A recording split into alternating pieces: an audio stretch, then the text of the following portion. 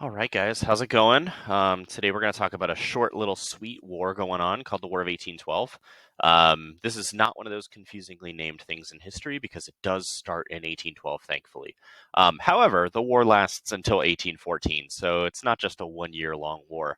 But we're going to talk about the causes and the effects because that's really what we study with wars in this class. Of course, looking at battles is exciting and death and all that kind of stuff is fun to obviously study sometimes, but we're looking at causes and effects. So before we jump into the causes and effects, some key people, some key events here.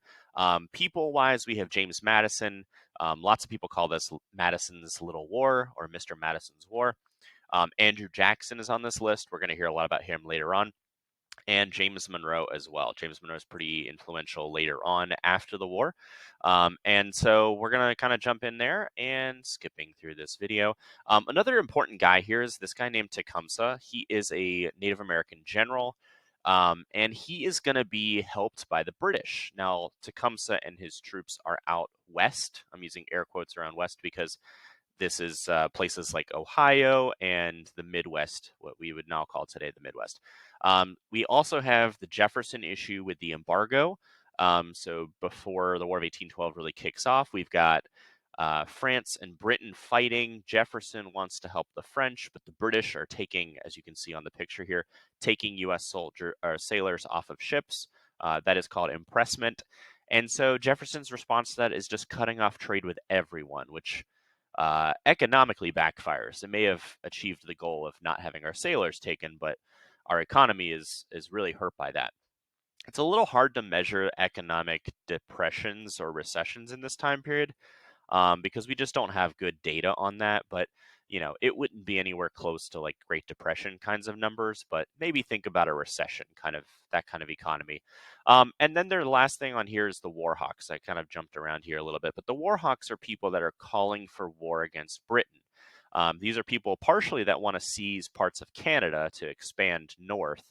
And the other part is they're people that are being attacked out west. And so there's kind of two groups here that are calling for war with Britain. So, next slide. Here we go. So, James Madison, he's going to take over from Jefferson in 1808. Madison is also going to be a Democratic Republican. So, we've had Washington, Adams, both Federalists, now Jefferson, Democratic Republican, and James Madison, Democratic Republican. He is going to get pressured almost immediately when he starts his presidency into going to war with Britain. Now, again, our issues with Britain have not just started, right? We basically became a country because of issues with Britain. Um, and so this is kind of like a culmination of anger that has built up over the years, but also more recent events. And you can see here causes impressment, arming of Native Americans like Tecumseh, and the desire for new territory, like I mentioned on the last slide with Canada. So, key events of the war. This isn't a war with a ton of battles necessarily. In fact, when historians talk about this war, they often talk about how well, I'll kind of spoil it a little bit, but it's kind of seen as a draw maybe for a lot of people. But we'll get to that. Certainly, the United States wants to take over Canada. Our attempt to take over Canada fails. So, if we were to say one of the goals of the US is to take over parts of Canada, we failed that mission. Britain, of course, wanted to inflict a lot of harm on the United States and take back some territory. That didn't totally work. They do burn down parts of the White House. And you can see here in this painting what that might have looked like. And of course, we don't have photography at this time. Also, in this top picture here, you can see Dolly Madison, James Madison's wife, and she is saving this portrait of George Washington. It's a very famous portrait of him. She is able to save that and, I believe, an original copy of the Declaration of Independence. So she kind of is a hero here, the First Lady, because she's able to rescue parts from the White House that so they avoid being burnt to a crisp. But the British burned down the White House, and James Madison becomes one of the only presidents to face enemy fire during his presidency. I think actually the only one, which shows you kind of how this war goes. But also, again, the British really they kind of go for the jugular and then land a punch, but don't necessarily do much damage after that. So um, this little interactive map's kind of showing you where things took place. One of the big things here is the Battle of Baltimore, Fort McHenry, and that is something that we're going to mention. It's kind of a significant cultural thing, more so than an economic or a military thing, because that is where Francis Scott Key pens the poem, The Star Spangled Banner. Now, he does not write the music. That music gets added to his poem later on, which gives us our national anthem. But another big thing that happens down here is actually January 8th, 1815. Worth pointing out that this is a couple weeks after the end of the war. So there's a battle in the War of 1812 that happens after the treaty is signed, and it involves Andrew Jackson, who is a general at this time. Jackson defeats a whole slew of British troops. I believe it's around 2,000, and he becomes this household name, this hero. You know, people would have like little portraits of him hanging up in their house after this battle. And he's kind of going to ride that to the presidency eventually. He runs in 1828 and loses narrowly. We'll get to that in this unit. And then in 1832, he becomes, 1824, he loses narrowly. 1828, he becomes president. 1832 is reelected. So he is going to be one of the most popular people of this time. And this war almost does more for him than it does for James Madison. So that's kind of a big outcome here that, we'll talk about on this slide. The war is technically over when Jackson wins this, and that's kind of the funny slash interesting part of this whole thing. It's a reminder that like 1815 and this whole war takes place in a time period where communication does not travel fast. Now, we're going to talk about some technological advancements in this unit as well, and how those technological advancements help, especially during war. And so by the time we get to the Civil War in the 1860s, we're going to have telegraphs, and people are going to be able to communicate pretty quickly. At this point in time, again, the treaty is signed in Ghent, which is in Belgium. It's going to take several weeks for that word of the war ending to get to, the United States, the regular people. But keep in mind, Andrew Jackson is in New Orleans, so he's not even exactly like close to the capital. He's pretty far out there. One of the major things that also happens in this war is the death, air quotes around death, of the Federalist Party. And that is that the Federalist Party, which was primarily concentrated in the Northeast, they're going to have a meeting in Hartford, Connecticut, which is in the Northeast. And in this meeting, they're vocally opposing the War of 1812. Now, a lot of Federalists, if you remember Hamilton, were pro-British. They actually see Britain as a better ally, despite all of the horrible things Britain's doing to us, because they see Britain as a more stable country. They think Jefferson is insane to go along with France, who's having a revolution and beheading people, and there's blood in the streets, and there's guillotines, and all that kind of stuff going on. And so they're going to pick Britain. And when the War of 1812 pops up, keep in mind James Madison, president, is a Democratic Republican. They're going to oppose that, and they're going to say, we, the Federalist Party, need to secede, and secede is a fancy word for saying break away, to avoid war with Britain. And so they're actually threatening to leave the United States. The year is 1812. The United States has been around for maybe 30 years at this point, and they're talking about breaking away and forming a new country. And so when this all goes down and the United States holds its own against Britain in the War of 1812, these guys look like clowns because they wanted to break away to avoid war with Britain. So after the War of 1812 ends, there is really only one political party in the United States. I say that, of course, the Federalists, the people that are Federalists, they don't die. They just don't associate themselves with the Federalist Party anymore. It's kind of like the Nazis after World War II. Like, nobody wanted to be a Nazi in Germany in 1946, even though many, many, many people were associated with the Nazi Party in Germany. So, and this begins what we call the era of good feelings. Now, it's kind of a misnomer because it makes it seem like everything is rosy and perfect in America.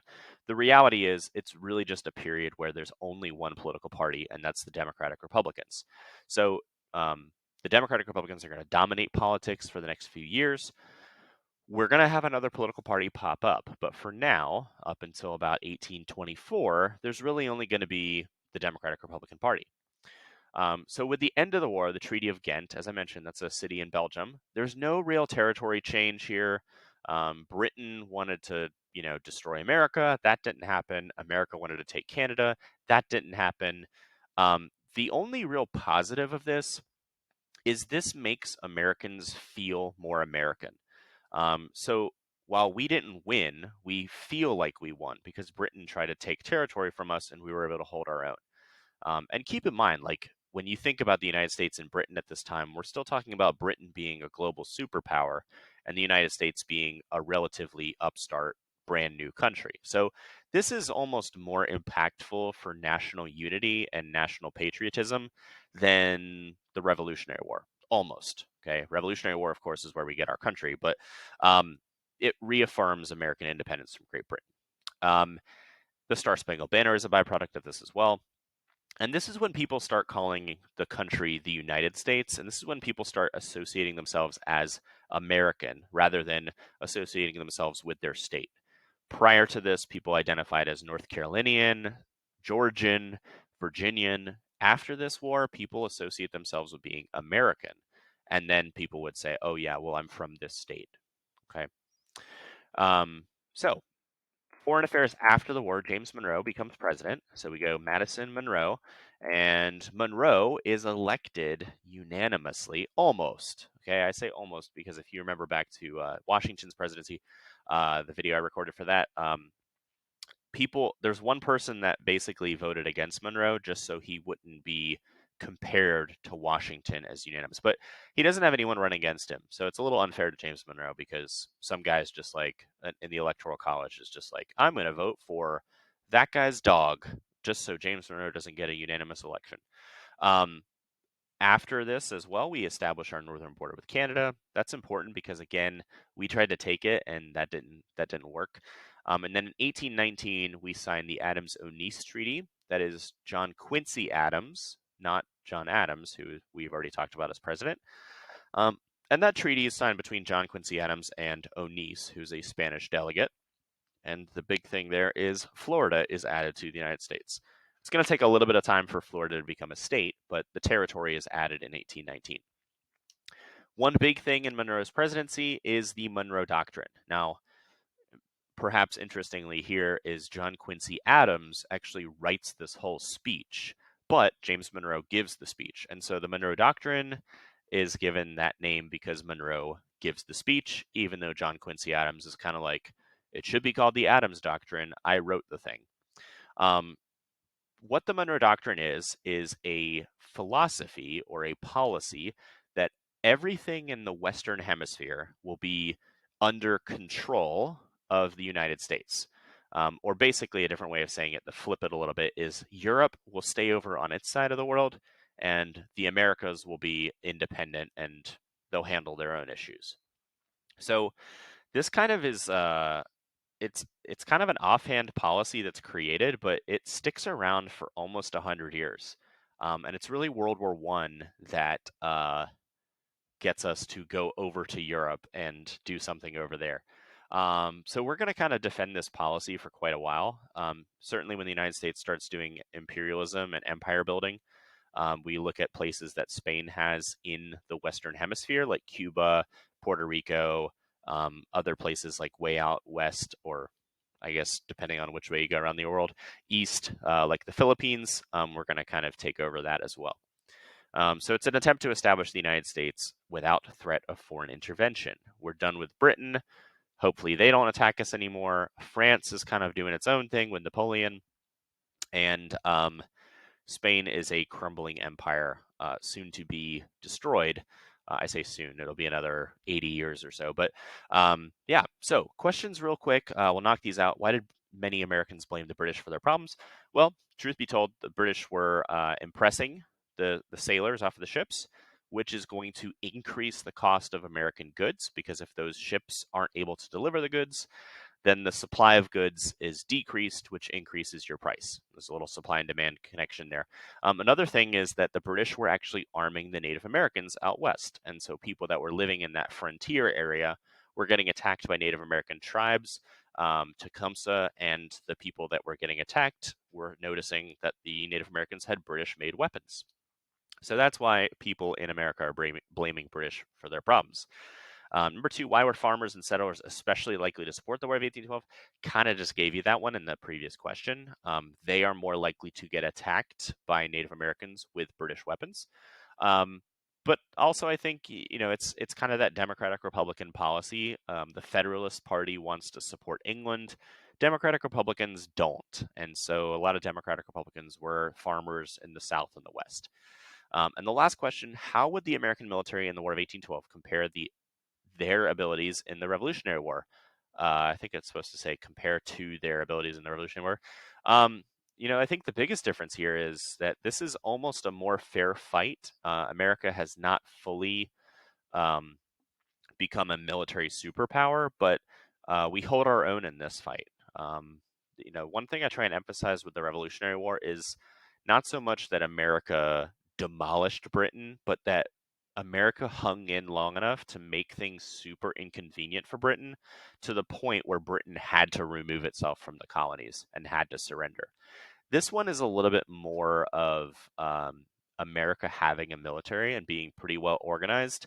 And just if you look at Canada, it's not necessarily organized enough to take over places like Toronto, but organized and well fortified enough to hold off a military attack from the British. So that's kind of the best answer we can look at for question 3. So anyway, thank you all for watching, and we'll get on to